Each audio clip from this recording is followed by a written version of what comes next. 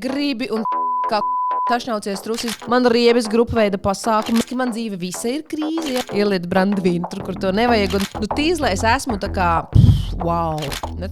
Kur nav pat telefona sakara. Man bija Latvijas taisās podkāsts beigsies. Podkāstu kā es piedāvā Big Bank. Labdien! Esiet sveicināti podkāsta kā es.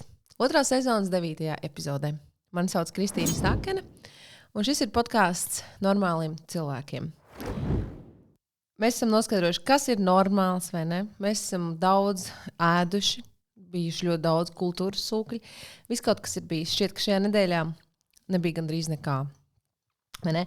Bet es jums varu apsolīt tikai vienu, ka šis podkāsts beigsies tāda, kad es kļūšu ramdana, samiernieciska vai tāda, kas saka visu, ko jūs gribat dzirdēt. Ja? Es reizēm tāpēc arī saku to, ko varbūt jūs nemaz negribat dzirdēt, varbūt nav pierasts par to runāt, tāpēc es to turpināšu darīt. Būt normālam ir bruģēts ceļš, kur puķes neaug. Ja? Šādu teikumu es dzirdēju, man šķiet, ka Van Gogha kontekstā.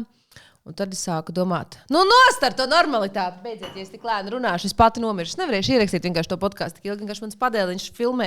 Viņš man palīdz filmēt šo podkāstu. Un ja es tik ilgi runāšu, nespēšu viņam samaksāt. Ko aizdītajā nedēļā vispār nekas tāds nenotika. Ja?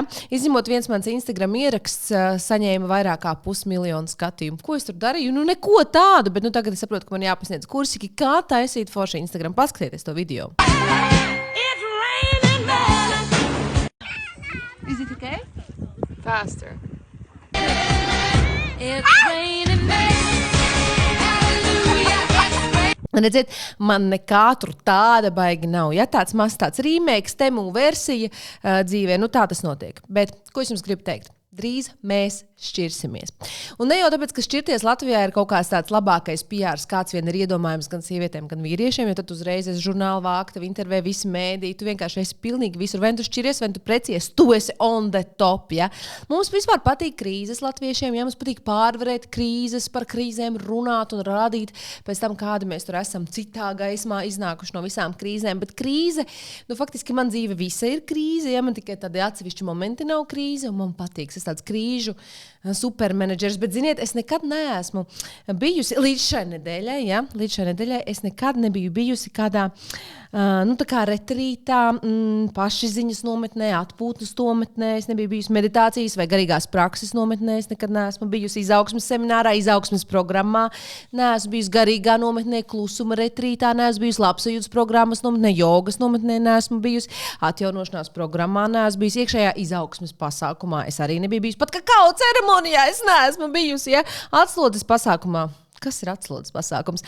Un, bet ziniet, es nokļuvu deju nometnē. Un ar to es arī sākšu. Kā es dejoju? Es saprotu, ka man tagad vajadzēja kaut kā citādā, kaut kādu citu mūvu vispār sāk. Kā es dejoju? Kā es dejoju sadarbībā ar Akvilu, jo man slāpst. Kā es dejoju? Jūs neticēsiet, ja? Dejošana nav mans žanrs. Vispār nav mans žanrs. Man patīk dejot, ja man patīk izlēkāties, bet vecums tāds, ka pagājušajā gadā Robija Viljams koncertā tā izlēkājos pirmajā rindā, ka pēc tam 3 dienas nevarēju paiet, ja. Bet dejot man patīk, man vienmēr ir paticis, un vispār jau es padomāju par to dejošanu tādā kontekstā, ka no bērnības jādomā tāpat kā viss, ja. Cilvēki iedalās. Bērni iedalījās 3 grupās manā bērnībā. Tādi, kas dzied, tādi, kas dejo, tādi, kas sporto. 4. bija loderētāji, vai ne? Tāpat kā dzīvē, vai ne? Un tad tie cilvēki, tur dejotāji, dziedātāji, viņiem katram tas ceļš izvēršas kāds. Izvēršas, kāds man izvērtās, es tur padziedāju, paspēlēju čellu daudzus gadus, visu kaut ko, es vairāk tā kā mūzikas tādā virzienā aizgāju. Bet es vienmēr tādu skaudību skatījos, kā viņi dejo, sevišķi tajos vispārējos latviešu dziesmu deju svētkos, kā viņi dejo, kādi ir raksti. Un pēc tam, kad es paaugos, ieraudzīju, kā vispār cilvēki dejo, un ko vispār var izdarīt ar ķermeni, un kad internets attīstīties, sāku skatīties tos deju video, un es domāju, kā pie velna, un kāpēc es tā nemāku? Un es neticu, ka es nevaru mācīties pilnīgi nevienu tur vilnīti, vai kas man tur ir jāiemācās. Tad es saņēmos, jo lai arī nekas nav mans žanrs, es vienkārši domāju, tā kā Ja tas nav mans žanrs, man jāķers vērsim pie ragiem, iešu paskatīties, vai ne? Varbūt kaut kāda pašizziņa caur savu ķermeni man sāksies, varbūt es apgūšu kaut ko jaunu, kaut ko, kas liks manai dvēselē dejot vai man sadejoties labāk ar sevi. Tā notika pagājušajā gada septembrī, es iestājos deju skolā Vaibiņš, ja? Tagad es baigā Vaibere, un 3 mēnešus pie tādas brīnišķīgs dejotais Lindas gāju trešdienās vakaros dejot. Nu, tīzlē es esmu tā kā, wow, ja? Tīzlums tas ir tā kā mans nicknames, ja? Tīzlā Kiki. Nu, nekas man nesanāk un viss riebes un besi un tik grūti. Un vispār gurni, izrādās, ka gurni man vispār nekustās. Man iekšē liekas, es tā dejoju, es vienkārši tāda danceri, vispār nemāku dejot. Nu, es eju uz tām dejošanām, saprotu ar katru reizi, ka es paceļos spārnos, vienkārši tā procesa viena, no tā, ka tev var tiešām viena kustība kaut kad sanākt, jā, netīšām, pilnīgi netīšām. Un tad es tur dejoju un priecājos un nofilmēju par tādu mazu video. Labi, es jums parādīšu, jā, bet tikai tāpēc, ka jūs skatāties manu podcastu. Mazs video no 29. oktobra, tā bija mana dzimšanas diena, kad mums bija tāds atdejošanas pasākums. Skatieties.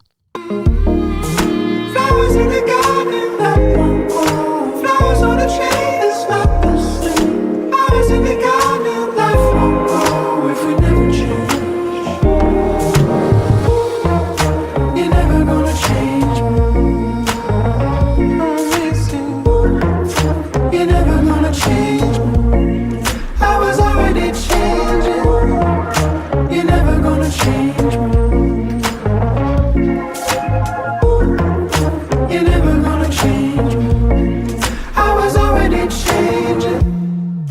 Nu, ir kā ir, es zinu. Jā. Nu, piedodiet, ka jums tas bija jāredz. Protams, nav nekāds Andrejs Aleksandrs Ekmans, jā, kas šeit Latvijā īstenībā bija dejas izrāde Kaktusi pirms kaut kāda laika. Janvārīs aizgāja un Aleksandrs Ekmans, tas bija tāds tā kā baleta viencēliens izrāde, kas man vienkārši norāva galvu. Vai, piemēram, tepat nesen bija jūnijā vai māja beigās Martas Grēmas deju kompānijas 100 gadu jubilejas izrāde un trupa bija atbraukusi uz šejieni. Protams, nekas tuvu tam, bet kaut kāds tāds interesants process, kaut kāda tāda interesanta komūna, veids, kā atklāt sevi no jauna. Nu, var teikt, ka tāds pusmūžs sievietes nav ko darīt, ja tas trešdienas vakarā iešu padot. Bet tas viss, kāpēc es to visu stāstu, tāpēc, ka es nokļuvu savas dzīves pirmajā retrītā, un neticēsiet, ja. Retrīts notika Lūžņā. Lūžņa, tā ir tā vieta Latvijā, kur nav interneta un kur nav pat telefona sakara. Tur vienkārši visi ārpus zonas. To man neviens neteica, bet es nokļuvu savā ārpus zonas, un tā bija deju nometne, kuras nodzīvoju 3 dienas bez, faktiski ar ļoti limitētu pieeju internetam, deju pasaulē, kur dejoja 56 meitenes. Pārsvarā bija tādas dejotājas, meitenes, kas vismaz dzirnās vai kaut kur ir dejojušas savas dzīves laikā. Nu, bija dažas tādas, teiksim tā, amatieru meistari, ja, kā es, kas vienkārši savu prieku pēc gājas vēl klāt no jauna. Un es teikšu jums tā, tas bija brīnišķīgi, tas bija fantastiski, tas bija superīgi. Un es nekad nevienam neticēšu, ka tas varētu būt forši ar 56 sievietēm kopā. Jo es esmu pilnīgs tāds sociuma pretinieks tādā ziņā. Man riebes grupa veida pasākumu, man riebes ideja par retrītu, dzertrītu. Tas ir cits retrīta veids. Bet man riebas tā ideja par to, ka tur kaut kur jāiet un kaut kur sevi jāmeklē un jāatrod no jaunas. Bet tāda sportiska nometne, tā man tā kā uzrunāja. Tāda sportiska, kur tev ir dažādas klāsas, nodarbības, tas viss man ļoti patika. Un tik tiešām es arī, un tur arī notika kakao ceremonija. Es pirmo reizi biju kakao ceremonijā. Es izvilku kārtas, es dzēru ļoti garšīgas ar citu kakao. Es nezinu, kāpēc tur saka, daudz saka, nav garšīga kakao. Un viss bija diezgan normāli. Un tas, ko es gribu pateikt, es tur jutos normāli, tur bija normāls sievietes, normāls meitenes, normāli padejoju, normāli sevi izaicināju. Un īstenībā pateikšu arī vēl vienu lietu. Es biju pie tāds dejotājs Mārtas, viņu pasniedz Jūrmalā, M-Art, viņas nicknames ir, es uzlikšu kaut kur. Un viņa pasniedz tā kā improvizāciju, dejas improvizāciju. Un tas bija kaut kas, kur es vienkārši atklāju sevi pilnībā no jauna. Aiztaisīju acis, vienkārši kusties, kā no tev ķermenis liek un vada. Bija dažādi uzdevumi, piemēram, tev jādejo kā kokam, pēc tekstūras formas, vai kā krellēm, vai kā zābakam. Ja domājies, kā tu dejo kā zābaks? Nu, tieši tā. Un man nenormāli patika. Tas ir tas, ko es gribu teikt. Un jā, improvizācija pie šīs dejotājas Martas man noveda faktiski jaunās attiecībās ar sevi, jo ar sevi ļoti daudz ir jāimprovizē, un reizēm vienkārši, lai atdzirdētu sevi, ir jāiztaisa acis, ja? Un tu nevari reizēm nokļūt kontaktā ar sevi, esot kaut kur pa vidu visiem tiem notikumiem, traukiem, veļas mašīnām, trauku mašīnām un visiem pārējiem, bet nu, kaut kā dejojot, man tas izdevās, ko es vēl gribu jums pateikt. Pamēģiniet kādreiz kādu retrītu, nu tādu, ja jums liekas, ka tie cilvēki ir ok, varbūt ir vērts ar viņiem satikties kādā kopienā noteiktā pasākumā. Kultūras sūklis sadarbībā ar MySkin.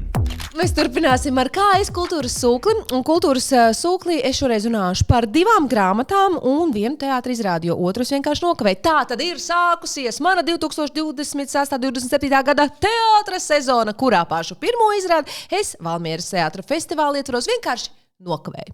Jā, vienkārši nokavēju, un tad es aizgāju uz akustiku, uz to kultūru vietu, kas ir Valmierā, un es paēdu akustikā un pabaudīju atmosfēru, un savas bērnas, protams, noskaloju ar kādiem dažiem burbuļiem, bet par to otra izrāde, uz ko es biju, uz kur man bija biļets, un kas sanāk šīs sezonas, pirmā izrāde man patika vienkārši nenormāli. Es biju plānojis sākt ar grāmatu, bet es sākšu ar izrādi. Laipotāji sauca šo laikmetīgo masku komēdiju, un es tā kā iedomājieties. Es biju tikko tā kā Lūžņā, tas viss notiek šajā nedēļā. Ja es biju tikko Lūžņā un pēkšņi jānokļūst Valmierā, tas ir 4,5 stundas ceļā tikai. Tas vienkārši nieks tāds ir daļa teātra, vai ne? Un ja pagājušajā gadā es sezonas laikā noskatījos 20 izrādes, un es jūtu, ka man tās nedaudz pārsātinājums, tad šajā gadā es apsolīju sev noskatīties ne vairāk kā 10-12 izrādes, līdz ar to es varbūt tā kā vairāk izvērtēšu, kādām izrādēm es došos, jo tomēr ir vēl koncerti, ir vēl notikumi, ir vēl bērnu izrādes, ir vēl kaut kādi citi pasākumi, un tāpēc, bišķī tā kā man jānomet pa mēmiem. Vismaz tāda bija man sajūta, bet, kad es nokļuvu šajā izrādē, man likās, es šajā sezonā apmeklēšu 30 teātra izrādes, jo Laipotai bija absolūti super izrāde. Es neatceros, kas bija teātrī tā smējusies. Pati norises vieta bija Valmieras sākuma skolas amfiteātris, zem klajas debes, tur varēja arī līt, bet nelija, bet Valmiera citā daļā tajā brīdī lija gan. Un kas man patika šajā izrādē? Man viss patika šajā izrādē. Aktieri vienkārši ģeniāli, jo tev liekas, ka tu vari būt aktieris, tu aizies pasties tiem aktieriem, saprot, nekāds aktieris tu nevar būt. Tas pats, kas man bija tajā deju nometnē. Tu liekas, ka tu vari dejot un tu pasties uz cilvēkiem, kas dejo, un tu kā nekad mūžā tu nevari tā dejot. Un ja tu nevari vislabāk, tad nevajag, vai ne? Un izrādē bija ārkārtīgi foršs. Starp citu, izrādes tas žanrs ir delartiskā komēdija. Ja? Tas es vispār nesaprotu, ko tas nozīmē. Un tagad es noskatījos, tagad man izpratne par to, ko nozīmē delartiskā komēdija.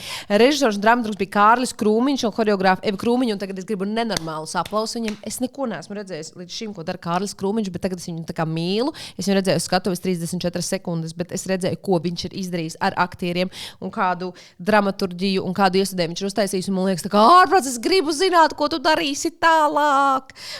Man nenormāli patika visi teksti. Tur bija dažādi citāti no latviešu tautsdziesmām, no Dona dziesmām, folklorizējušās tādas stāsti. Es negribu vispār atstāstīt neko, jo pats stāsts ir par to, ka par latvietību, es gribētu teikt, pats stāsts ir par to, ka tagad tāds ārzemju vanabī latvietis taisa deju kopas iestudējums un kļūst par māksliniecisko vadītāju un par visu to, kā saka, tādu šekspīrisku tādu dziņu, kādu pievilt, kādu nodot, kaut kur uzkļūt augstāk, kādam, nezinu, ieliet brandvīnu, tur, kur to nevajag. Un visa tā latvietība un mūsu zeme Latvija un kustības bija ārkārtīgi foršas un aktieru spēles jau visu laiku vienkārši teikt. Es nezinu, es gribētu dejot tajā čandariņā, ja? ko viņi tur radījuši šajā izrādē. Tiešām izcila aktieru spēle. Un ko es gribu vēl jums pateikt? Tas stāsts bija izrādes pamatā faktiski Viljams Šekspīra tā kā Otello traģēdija interpretējams tajā un izlaipojums ir gandrīz viss, ja? Vāra individu stāvoklis sabiedrībā, svešnieka status un tā. Es gribu pateikt tikai to, ka bottom line. Valmieras teātrī šī izrāde būs arī repertuārā nākamajā sezonā. Vienkārši lūdzu nopērciet biļetes, lūdzu aizbrauciet. Es jums saku, ir tiešām vērts un atcerieties, uz Valmieru jābrauc vismaz no Rīgas pusotru stunda. Nevis stunda, manā galvā bija stunda, ne tā nav. Jābrauc vismaz pusotru stundu. Lūdzu aizbrauciet šo izrādi, vienkārši nosmieties un izelpojiet visu to latvietības, to smagumu, izsmieties kārtīgi no viss ir tiešām brīnišķīgi izrāda. Un aiziet uz akustiku paies. Tur nav slikti. Vienīgais sliktais, ko es varu pateikt par akustiku, jo man kaut kas kritisks jāpasaka. Nevis tāpēc, ka es meklēju, bet tāpēc, ka maizi man atnesa pēc tam, kad čeku atnesa. Nevis tā kā sākumā, kad apsēdies pie gala, tev atnes tur maizīt, un tad tev atnes tur tavu ēdienu, ko tu esi pasūtījis man karpačo. Viss bija ļoti garšīgs, bet maizi atnes pēc čeka. Varbūt tas Valmierā tikai tā, varbūt tikai akustikā, tā varbūt tāda akustisks tāds brīnums. Jā, bet kas par gurniem? Es nevaru, kā man patīk šī izrāde. Es esmu pateikusi 17 reizes, ka man viņa patīk, ja? Lūdzu. Un vēl, es izlasīju beidzot Daces Rukšānes 4. grāmatu, 4 romānu ciklā, kas saucas Sarkanais un Melnais un Baltais. Tas arī noslēdz šo 4 romānu ciklu, faktiski 100 gadu sievietes dzīvē, caur sievietes prizmu stāstot gan Latvijas vēsturi, gan tādu sociālu pieredzi, kļūstot par māti, esot meitai, esot mātei, esot māsai, saskatoties ar dažādām dzīves grūtībām, ar vīriešu grūtībām, vīriešu būšanu, nebūšanu, aizraušanos ar vienu vai otru lietu, tautību un visu pārējo. Un tik tiešām, ja krieva āda man norāva galvu un Džīki, Lulu un Eņģelis, tieši šīs 3 grāmatas, es tiešām lasīju ar nenormāli lielu aizrautību, vienkārši burtiski 2-3 dienu laikā izlasīju, tad šo pēdējo noslēdzošo daļu es lasīju gandrīz visu vasaru, man liekas 2 mēnešus, un es kaut kā nevarēju tik tālāk, viņa tik saviņķerota, tik tāda sprostaina, grūta, tāda tik atreferēta, katra tā sieviete, un tas viņas kaut kur tas nonāk, kur viņa nonāk, un tā, ja es iesaku jums lasīt tās 3 grāmatas, varbūt šo tā kā es izlasīju, jo man tā kā reliģiski tas bija jāizdara, bet jā, nu šis ir tāds epilogs tiešām, kas atrisina iepriekšējās 3 grāmatās šo sieviešu likteni, kur tu nonāc 100-gadnieces jubilejā un satiec savu vecmāmu, par kuras eksistenci nemaz nezināju. Nu, tā arī dažās ģimenēs ir. Kas man patika? Es gribu teikt, jā, tur ir atainots ir tā kā tas Covid sākums. Iedomājies, kāds Covid sākums kādā mājā, Liepājā un visa tā vētra un visi tie notikumi. Man ļoti patika Rukšānes.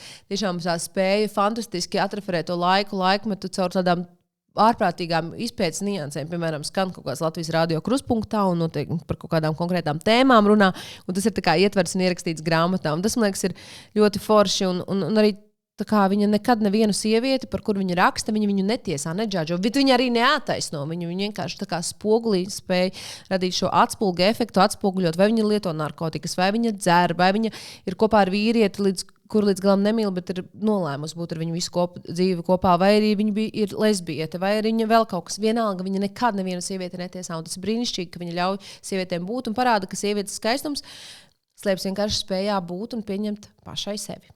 Jā, tāpēc Datas Rukšanas grāmata arī jums varētu ieteikt Andra Alpa vēl apmācies. Tas ir viņa debijas dzejas krājums, bet es papētīju šo rakstnieku, viņš ir tik daudz publicēts jau un tik daudz, kur bijis un beidzis arī Literāro rakstniecības akadēmiju, tā kā viņam ir legit pienācis bija laiks izdot savu debijas dzejas krājumu, atšķirībā te no dažu labi, kas te sēž un vienkārši viņu izdeva.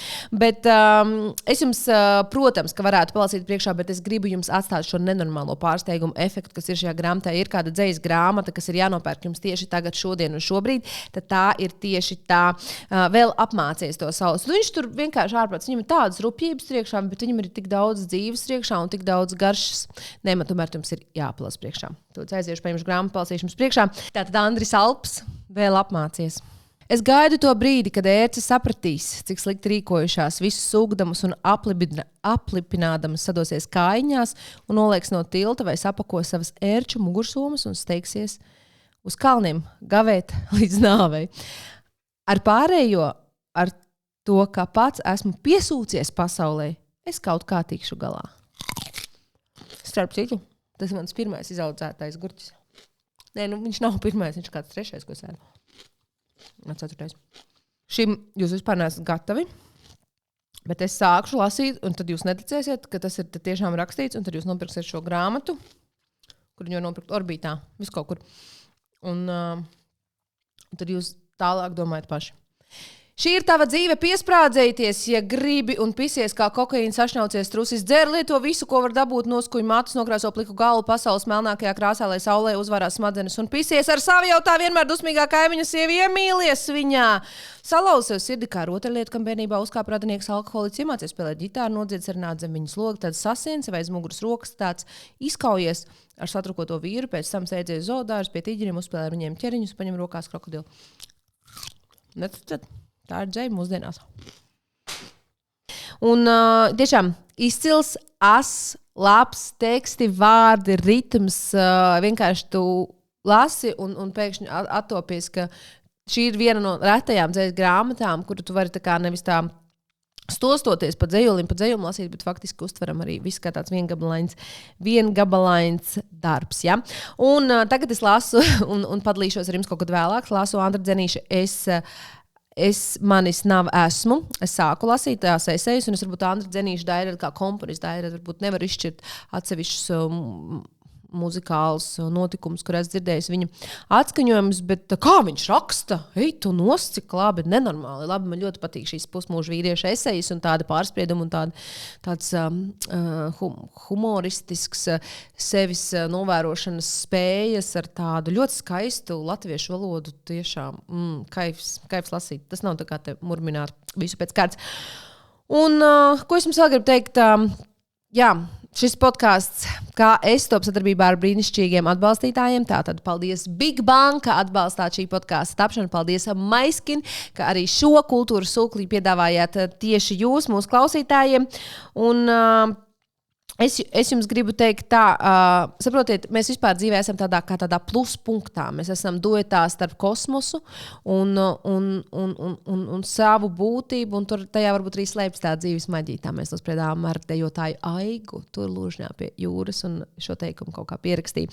Tāpēc es aicinu jūs ļauties, izbaudīt savu ceļu, jo starp citu pieņemt arī lēmumus, jo Rukšanas grāmatā viena no varonēm tika nosodīta par to, ka lēmumu nepieņemšana nav nekāda labā būšana, bet tā var dzīvē gadīties, vai ne?